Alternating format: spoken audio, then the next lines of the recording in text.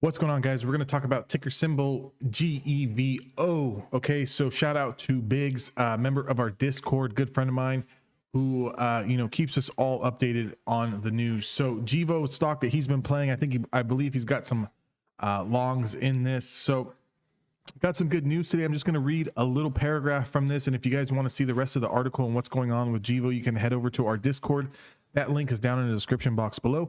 But the renewable startup has signed a fuel supply agreement. Okay, so it's an 8-year deal to supply Switzerland-based company with 45 million gallons per year of renewable transportation fuel, including sustainable aviation fuel.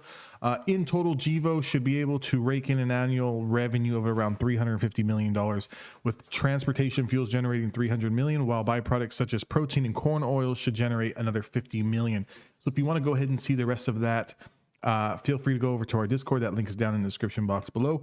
But just diving into the chart here, I do have this lower trend line here at around $4.50. This is going back to, I believe, the 5th month of the year, around 511, 513. Yeah, right here, 511, 513. We came down, tagged it 1-2 times. There is also some added support here at around this $5 area. You can see every time we kind of came down in this area, we spiked up. And then we came back down in this $5 area, spiked up, came down, spiked up, so forth and so forth. So just going to where we are present day, you can kind of see we came down and we tagged this level. Then we had the news come out today. So first close over the 5 and 10 day moving average. If you are already a shareholder, you already got some longs in Gevo, I wouldn't start adding anything just yet. I just kind of hold. We do have this baseline here of around $4.50. This stock is going to definitely move on the revenue that they're going to be able to generate. It's also going to move on momentum, on retail traders, FOMO.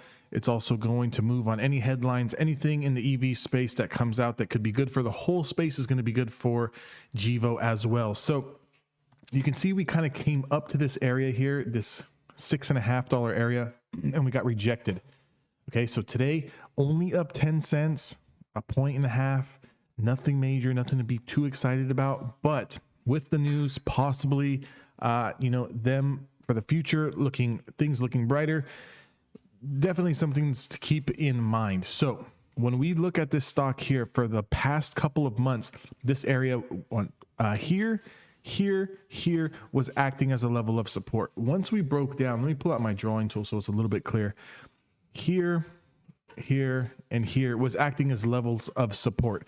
We would consolidate along this level, get this nice pop, come back down, consolidate along this level, have a little spike, come back down, consolidate around this level, have a spike. When we finally broke through this area here and traded to the downside, coming back up now is going to be a level of resistance.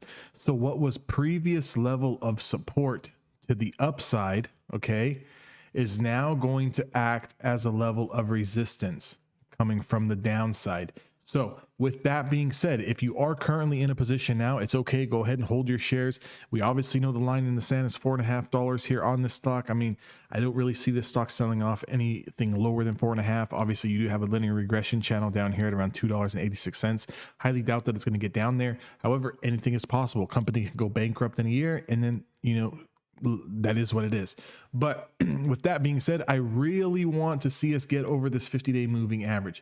This 50-day moving average price is going to be around $6.50. I'll just call it that, between $6 and $7 here.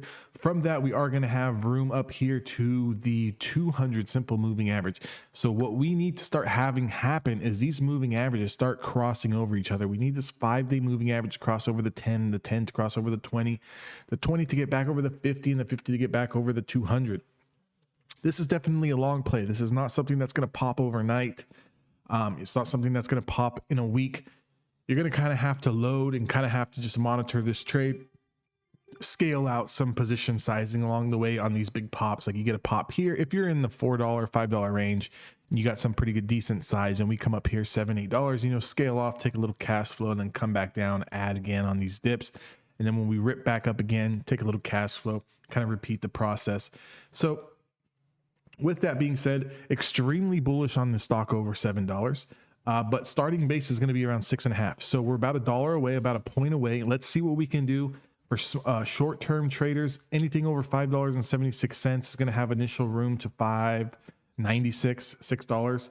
I'd like to see a close over the 20-day moving average. I'd like to consolidate here, and I'd like to get a clean breakthrough push here. What is acting as prior support, now resistance. I'd like to get a clean breakthrough here on the 50-day moving average. As soon as we get up over the 50-day moving average, things tend to get a little bit more bullish for the stock. Anytime a stock is trading below the 50-day moving average, it's generally hard to get some longs in, because any little green day you have immediately gets sold. Any little green day you have immediately gets sold. Any green day you have immediately gets sold. Versus when you're trading over the 50-day moving average, you know, you can have a green day pullback, and then boom. Red, green, consolidate, and then boom to the upside. I hope that kind of makes sense. The point I'm trying to make is that when stocks are trading over the 50-day moving average, and you have consecutive green days, or you have a green day and you get a pullback, typically we can take out that pullback and continue to the upside. Generally speaking, when you're below the 50-day moving average, any green day that you have generally tends to get sold off, unless there's a significant news catalyst, or a significant catalyst at the revenue, or significant catalyst with the company, or, you know, something with the stock. So even though we did have you know, a couple green days off this bounce here, we got this push, we got stuffed into supply. Let's keep working our way back up towards this 50-day moving average. That's really what I'm looking for. This is a start, close over the 5 and 10. So baby steps. We got to crawl before we can walk, and we got to walk before we can run. So until next time, guys, I will see you guys all on the next video.